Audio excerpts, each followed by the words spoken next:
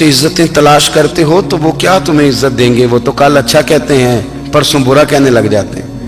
लोगों के सामने गुड बुक में आना चाहोगे तो वो तो सवेरे तुम्हारे बारे में कुछ कहेंगे, शाम कुछ और कहेंगे। अपनी रूहानी जिंदगी आबाद करें, अपने मुसल्ले को वक्त दें और दुनिया से छुप कर इस मोबाइल को बंद करके और अपने आप से भी छुप के और तन्हा होके छुपा के सारा कुछ अपने आंसू अपने रब की बारगाह में पेश करें, उसके हुजूर हाजिरी दें। सुनो ना तिरमिज़ी की हदीस और इसे याद रखना। नबी पाक अलैहिस्सलाम ने फरमाया अपने दुख लोगों के सामने ना बयान करना, सेठों नवाबों को ना बताते फिरना, दुनियादारों के सामने जाके ना रोना कि मैं तकलीफ में हूं। फरमाया अगर दुनियादारों को दुख बताओगे रब तुम्हें कभी गनी नहीं करेगा। और लोग हैं कि उल्टा मजाक उड़ाएंगे आपकी, जिससे बड़ी पक्की यारी है ना, पक्की, वो तब तक पक्की है जब तक आपने 50,000 मांगा नहीं। और जिस वक्त आपने कह दिया कि मैं मजबूर हूं मेरी मदद कर, तो फिर खत्म हो गई दोस्ती। लोगों की ताल्लुकात आपके साथ तब तक हैं जब तक आप उनसे कोई जरूरत वाबस्ता नहीं करते। करीम महबूब फरमाने लगे बंदों के सामने दुख ना बयान करना, अल्लाह तुझे कभी गनी नहीं करेगा। तो अपने दुख अपने रब को बता, तू दुआएं मांग, तो उसकी बारगाह में हाजिर हो, तो उसके हुजूर अर्ज कर। फरमाया अपने दुख अपने रब को बता, वो जल्दी करे या देर से करे तुझे सारी दुनिया से बेनियाज कर देगा, तुझे किसी का मोहताज नहीं रहने देगा। अपने मुसल्ले को अपनी दुआओं, एक बुजुर्ग फरमाते मैंने दुआ मांगने का तरीका अपनी बीवी से सीखा। दुआ मांगने का तरीका अपनी, सीखने वाले तो अपने बच्चों से भी सीख लेते हैं, सीखने वाले तो हर एक से सीखते हैं। वो कहते हैं मैंने दुआ मांगने का सलीका अपनी बीवी से सीखा है। हजरत वो किस तरह? फरमाने लगे मेरी बीवी ने ना मुझे कोई काम बताया, कुछ पैसों की जरूरत के लिए कहा, तो मैंने उसे कहा कि भाई अभी मेरे पास नहीं है, कुछ दिनों में आते हैं तो मैं दे दूंगा। औरतों की आदत होती है वो बार बार याद कराती है। 2-4 दिनों के बाद फिर उसने कहा हजरत वो मैंने कहा था कुछ पैसे, मैंने उसे कहा कि अभी मेरे पास नहीं है, कुछ दिनों में मिलते हैं तो मैं तुम्हें दे दूंगा। उसने कुछ दिनों के बाद फिर कहा हुजूर वो मैंने कुछ पैसे कहे थे।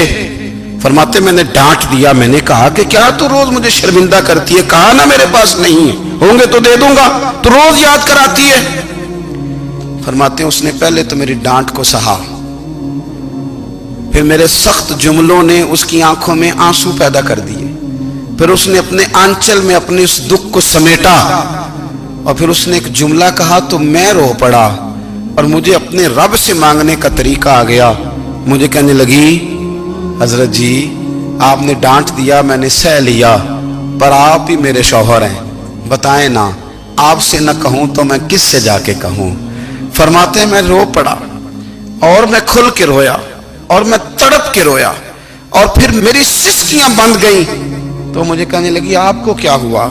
मैंने कहा मुझे भी दुआ मांगनी आ गई है। जब मैं उसे कहूंगा ना अल्लाह तू ही मेरा रब है, मैं तुझसे न कहूं तो मैं किससे जाके कहूं, मैं क्यों किसी बंदे से सवाल करूं, मैं क्यों किसी दुनियादार से कहूं, मैं तेरे बंदों का नेक बंदों का वसीला लेके तेरे महबूब की गुलामी लेके तेरी बारगाह में आया, तुझसे ना मांगूं तो किससे मांगूं। समझ आ गई है जब मैं इस रंग में मांगूंगा तो तेरा रब मेरे ऊपर बड़ा ही फजल फरमाएगा, वो मेरे ऊपर बड़ी रहमत करेगा, वो मेरे लिए आसानियां करे। अजीज दोस्तों हम इस तरह करने लग गए हैं कि हमने ना अपने ताल्लुकात पर एतमाद करना शुरू कर दिया है।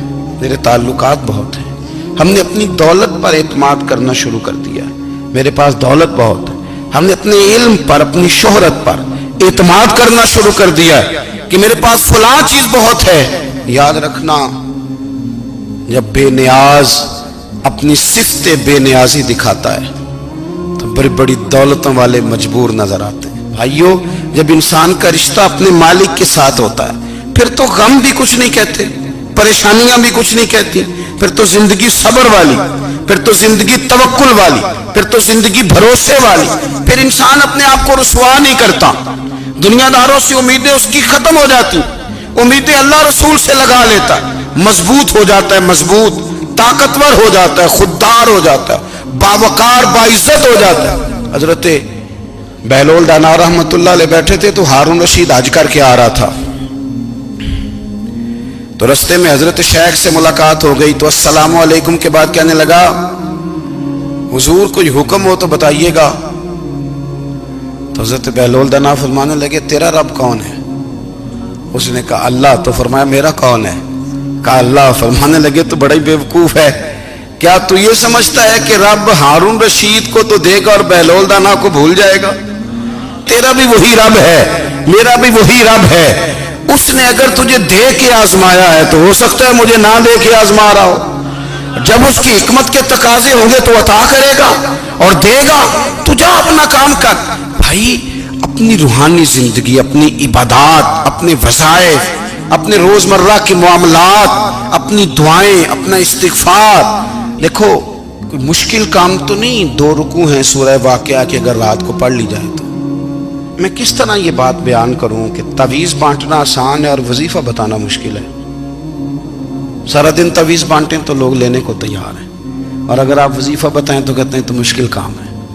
او خدا کے بندے، اگر آپ کا تعلق قرآن پاک کے ساتھ مضبوط ہو، قرآن پاک کے ساتھ اگر آپ کا رشتہ ہو، لوگ سفارشیں ڈھونڈتے ہیں نا دنیا میں کوئی تعلق مل جائے تو میرا کام ہو جائے.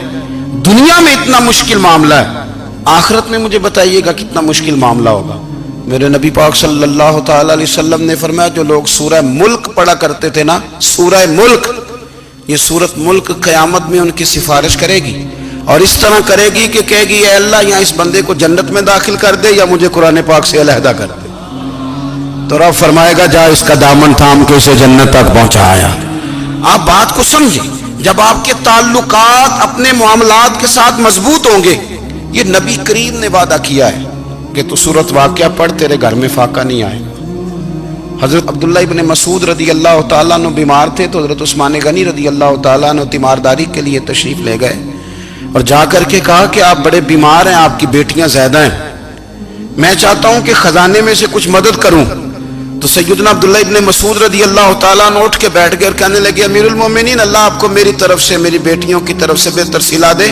میری بیٹیوں کو کسی خزانے کی ضرورت نہیں، میں نے انہیں خزانہ دے دیا ہے. کہا جناب آپ نے کون سا خزانہ دیا ہے، میں آپ کے مالی معاملات کو جانتا ہوں. تو فرمانے لگے امیر المومنین، میرے نبی کریم نے فرمایا ہے جو سورت واقعہ پڑھے اسے کبھی فاقہ نہیں آتا.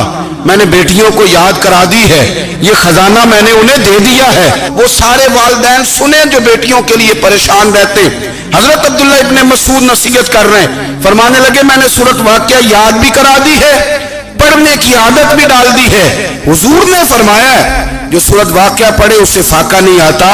کہنے لگے چاند تو اپنی جگہ چھوڑ سکتا ہے، سورج گر سکتا ہے، تارے ٹوٹ سکتے ہیں، پر مدینے والے رسول کی بات غلط نہیں ہو سکتی. حضور نے فرمایا فاقہ نہیں آئے گا تو انشاءاللہ کبھی بھی نہیں آئے گا. کرنے کا کام یہ ہے کہ ہم اپنے معاملات، اپنی عبادات، اپنی دعائیں کبھی 10 منٹ عادت ہو جائے نا دعا مانگنے کی علیحدہ سے رات کو. حضور نے فرمایا جو فرض نماز کے بعد دعا مانگے اللہ اس کی قبول کر لیتا ہے. نبی پاک صلی اللہ تعالی علیہ وسلم نے فرمایا اللہ مسافر کی دعا قبول فرماتا ہے. حضور نے فرمایا اللہ مظلوم کی دعا قبول فرماتا ہے. حضور نے فرمایا بیمار سے دعا کراؤ اللہ اس کی دعا قبول فرماتا ہے. میرے نبی پاک نے فرمایا ماں باپ جب بھی اولاد کے لیے ہاتھ اٹھائیں، ویسے تے بلے شاہ تو آسمانی اڑ دیا ہی پھڑ دیں، جڑا گھر بیٹھا انہوں بڑھیا ہی نہیں. حضور فرمانے لگے ماں باپ جب بھی اولاد کے لیے دعا فرمائیں اللہ ان کی دعا کو قبول کرتا ہے. آپ اپنا تعلق بنائیں دعا کے ساتھ، عبادت کے ساتھ، مصلی کے ساتھ رشتہ بنائیں، استغفار پڑھیں. صلاح الدین ایوبی صلیبی جنگوں میں تھے، رات کو مسجد اقصی میں نماز پڑھی تو پریشان تھے. ایک بزرگ سے ملاقات ہوئی تو وہ کہنے لگے کہ آپ بڑے پریشان ہیں. کہنے لگے حضور پریشان اس لیے ہوں کہ پہلے ہی مسلمان کمزور ہے، اب میں نے سنا ہے دشمن کا ایک بحری بیڑا وہ جنگی سامان سے بھرا ہوا آ رہا ہے، تو اب ان کے پاس اور تلواریں اور نیزے آ جائیں گے، مسلمانوں کے پاس پہلے ہی وسائل کی کمی ہے، پریشان ہو کس طرح کر کے مقابلہ کریں گے. یہ بات کہتے ہی صلاح الدین ایوبی نے بزرگوں سے کہا حضور آپ بھی دعا کرنا. دعا کی بڑی طاقت ہے. میرے نبی پاک نے فرمایا دعا مومن کا ہتھیار ہے. دعا مومن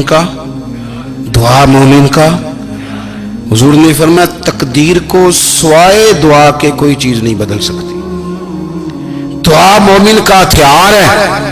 یہ کافر کے پاس کوئی نہیں، یہ ہتھیار ہے مومن کا. اللہ کرے آپ کو سمجھ آئے. پھر سنیں کئی بار کہہ چکا ہوں